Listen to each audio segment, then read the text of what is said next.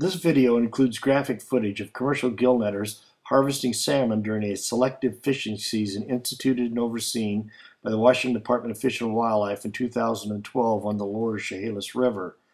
While the actions documented may be disturbing to many viewers, fishingthechehalis.net is not implying or alleging that any person shown in this video violated state fishing regulations in any fashion. Fish and Wildlife Enforcement officers are housed in Region 6 headquarters approximately 15 minutes from where the gill nets were located. In addition, WDFW had an observer on board one of the boats for the entire day this footage was taken. Therefore, until notified to the contrary by the department, fishingthechehalis.net believes the fishing practices you are about to witness were fully approved and accepted by Washington Department of Fish and Wildlife staff and the Washington Fish and Wildlife Commission. Those that have previously viewed the video Selective Fishing Techniques at fishingthechehalis.net were shown how the practices and policies of selective fishing or catch and release are taught by Fish and Wildlife staff in certification classes required for participating gill netters. Those same principles and policies are listed on the Fish and Wildlife website under Commercial Selective Fishing. Fish and Wildlife's website defines selective fishing as, quote, the ability of a fishing operation to avoid non-target species or stocks, and when encountered, to release those animals alive and unharmed. To limit the time a fish remains caught and weakened by struggling in a net, Fish and Wildlife recommends that the soak time, or the point in time a net is put in the water until the time the net is taken out of the water, be limited to approximately 20 minutes for each set of the net. Proper handling of the fish to be released is described with: place the fish in a recovery box as quickly as possible, grasp the fish by the caudal fin, and gently move it back and forward in a motion in the recovery box. Continue for a minute or so, then place the fish's mouth directly under the water being pumped into the box. Keep it there until the fish revives. Don't give up. Non-respiring fish may take up to an hour to revive from being caught in a net. As for the proper way to release a revived fish back into the water, the website states upon release of salmon back to the river, if your recovery box is not equipped with a sluice gate, use two hands to carefully release it overboard. Aim the fish in a direction away from the net to minimize the likelihood that the fish will be recaptured.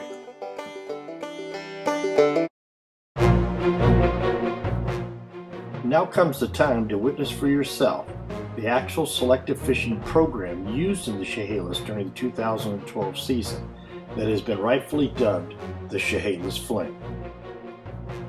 The bycatch that were to be released were all the chum species, regardless of whether a hatchery or a wild stock. It was the same for all of the Chinook species. The targeted fish that could be kept was any wild or hatchery coho, or silver as they're known.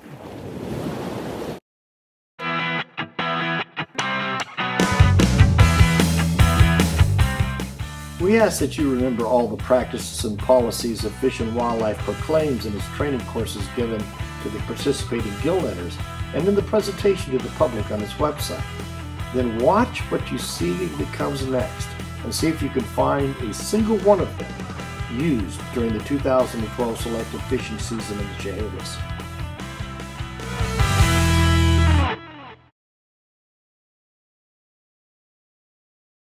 As for avoidance, one can easily see that all the different runs come out of the Pacific into Grace Harbor at somewhere the same time of the year.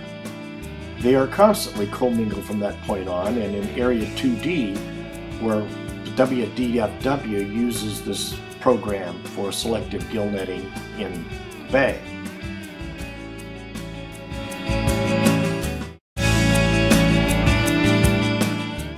In what looks like a head 'em off at the pass strategy, Fish and Wildlife sets a season for non-treaty commercial or ENT gill nets in Area 2A, which is the first 4.5 miles of the lower Chehalis River.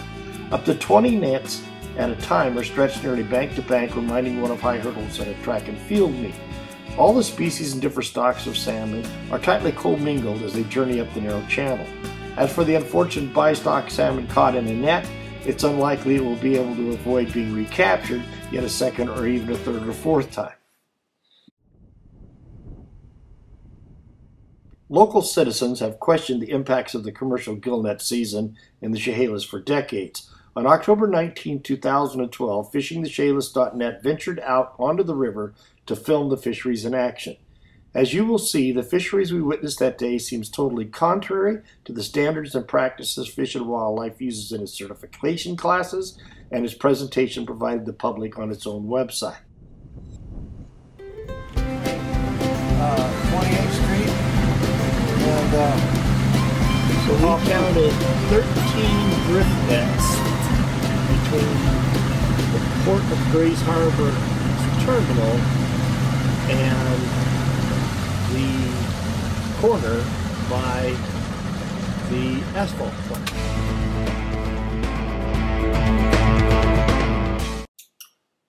WDFW public presentation state bycatch are to be released in a manner and area that avoids recapture. Exactly which direction does one aim a fish when 13 to 19 nets are jammed on top of each other in a short stretch of a narrow river?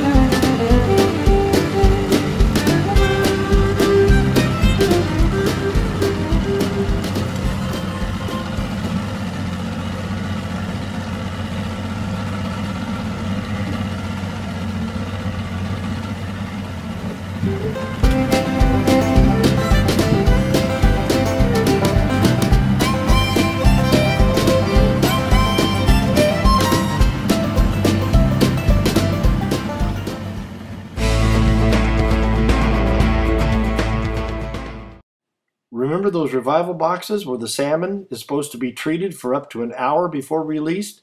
Didn't sing a single fish go into one of those the entire day.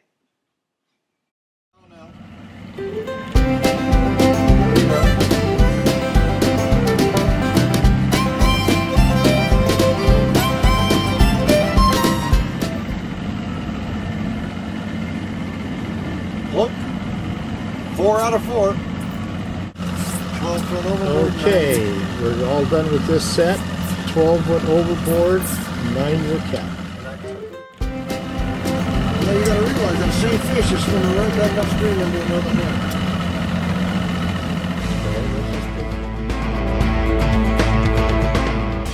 Remember how the revived fish are supposed to be carefully handled while avoiding the gills and gently lowered back into the water?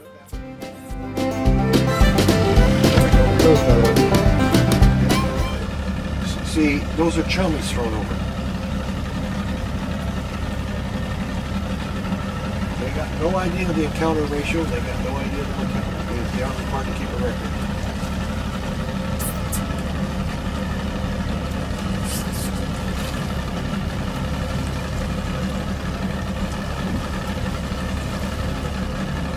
That's one we kept.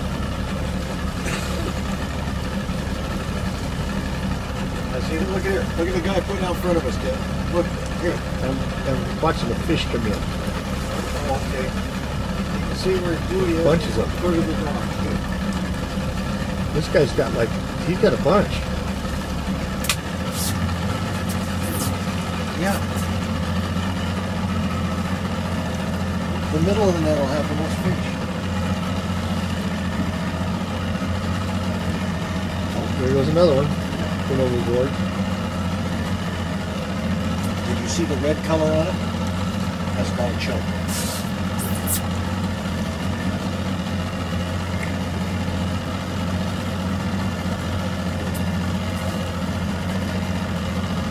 There goes another one. You see the red color on it? Shut up.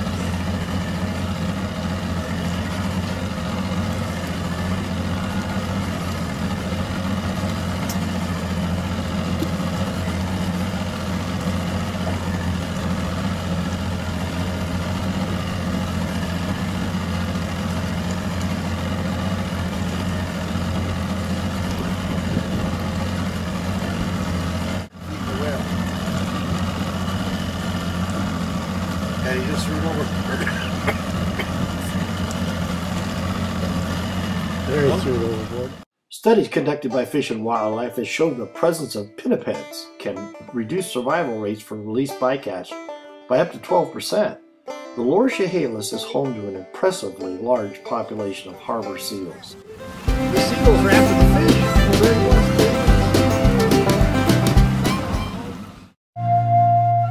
For those that are curious whether Fish and Wildlife was truly aware that these fish were going to be killed and thrown overboard, the simple answer is yes. FishingTheChehalis.net acquired the Excel spreadsheet used by Fish and Wildlife to set seasons via public document request, or PDR as it's known. Review of the spreadsheet found when setting the 2012 selective season for NT commercial gill-netters, Fish and Wildlife estimated 45% of the catch, or 760 Chinook and 619 chum, for a total of 1,379 adult salmon of struggling species would end up lining the bottom of the lower Chehalis' crab bait. The potential motivation to use the Chehalis Fling is revealed with a review of the data under the orange bars where the proposed season is displayed on the chart. By inserting a 45% mortality rate against the projected bycatch, the model assumes 55 out of 100 will survive, capture, and swim upstream to spawn. These 55 suspect fish are then counted towards the escapement goal reserved for the propagation of the species or stock. Since the escapement goals appears to be met, the model allows this department to extend the time the nets are in the river. The creation of assumed paper fishes within the model seems to allow the department to keep nets in the river additional days and maximize the harvest of the more abundant coho. However, the impact on the struggling chums and Chinook stocks appears to be accepted by the Washington Department of Fish and Wildlife as if it was the conservation's equivalent to collateral damage. When FishingTheChehalis.net tried to determine the accuracy of the 45% assumed mortality factor, a footnote on the bottom of the spreadsheet stated it was based off a study done in the Columbia. However, a study completed in 2007 by Fish and Wildlife in Willapa sought to figure out if studies in the Columbia in the spring were applicable to a warm water estuary like the Chehalis. The answer was clearly it wasn't.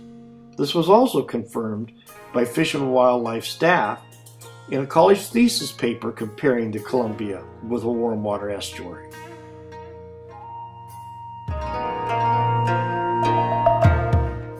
Where did the 45% mortality rate actually come from? An email string amongst Washington Department of Fish and Wildlife staff seemingly shows the department is apparently uncertain as to where it comes from or the methodology was used.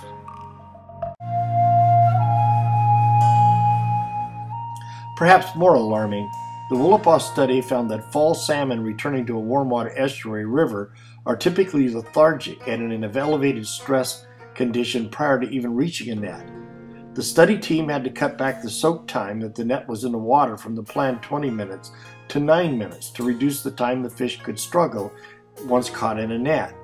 Even with this step, the number of bycatch needing revival exceeded the capacity of the live boxes on the vessel, forcing release before the fish were fully recovered. As a result, the study cautioned against using a selective fishery in the fall in an estuary river, as the needs of the bycatch could not be handled unless holding pens could be constructed to protect the fish until they were ready to be released. While the results of the Willapa study were apparently not used to upgrade the 45% assumption factor, it appears that management within Fish and Wildlife and the Commission were fully aware of the study's findings. The 2012 regulations passed by the Commission expressly requires live boxes be on board, but the fisher is not required to use them for any chum whatsoever, and only those Chinook that the fisher believes in his or her opinion warrants revival. Incredulous as it sounds, the 2012 commercial fishing regulations passed by the Fish and Wildlife Commission required they pass a certification test on their use and have a functioning live box on board, but did not require that they actually use them, leaving the impression that they were aware that the bycatch encounter would overpower the live boxes and the fish would only survive on paper anyway, the recommended 20-minute soak posted on its website was extended to 45 minutes. Did the Chehalis Fling actually allow 55 live fish to go upstream? Or did it simply create 55 paper fish needed for the model to improve the season desired by Fish and Wildlife? Live boxes were apparently seldom ever if used at all, and the bycatch was often pitched overboard by the gills within a short distance of numerous other nets in an area well patrolled by harbor seals. The natural lethargic condition combined with a 45-minute soak explains the often motionless salmon hanging from the net off the back of the boat as they were filmed coming out of the water.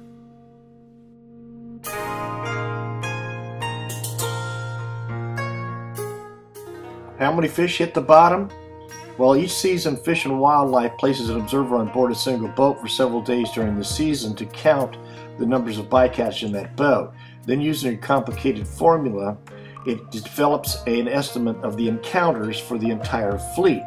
The encounters are then multiplied by the 45% factor to estimate the mortality. According to the onboard observer spreadsheet created in 2012, Fish and Wildlife estimated 355 Chinook and 1,923 chum hit the bottom.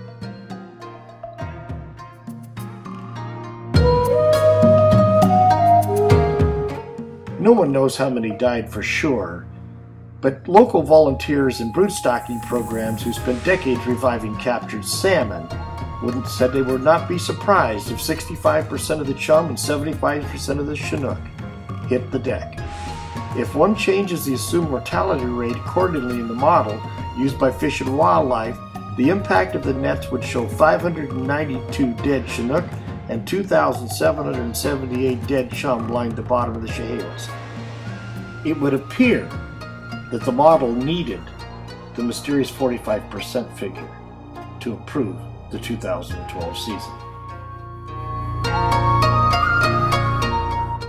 Local sports fishers and conservationists also report having repeatedly asked Fish and Wildlife to simply tag the bycatch so one could tell how many do get back up to the river to a hatchery or spawning ground. An easy and relatively simple task, all requests have been refused, and the 45% factor has remained in place year after year after year.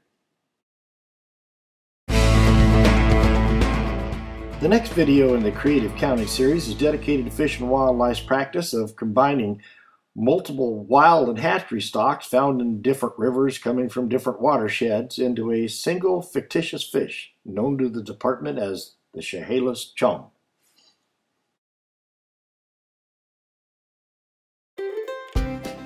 Anyone who's on the river and does see one of those Chinook or chums that supposedly survived the Chehalis Fling are asked to immediately file a report with Fish and Wildlife's Region 6 headquarters located in Montesano.